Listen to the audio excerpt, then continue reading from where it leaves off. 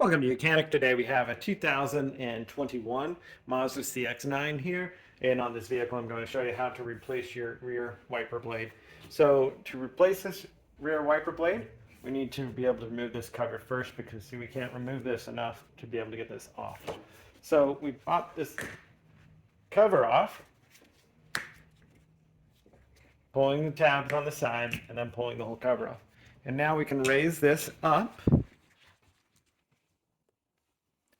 And with that up, we just need to turn it and then like that, and it pops out of the little holder there. So then you would get a new one of these wipers to put back on there. And with your new wiper, being able to line it up, kind of press it down flat like this, and then just twist it in.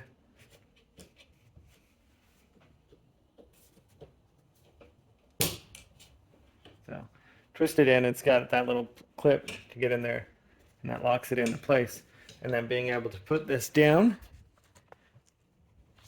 gently, not just throw it down, break the window, and then taking our cover piece here and being able to line it up and over the cap there.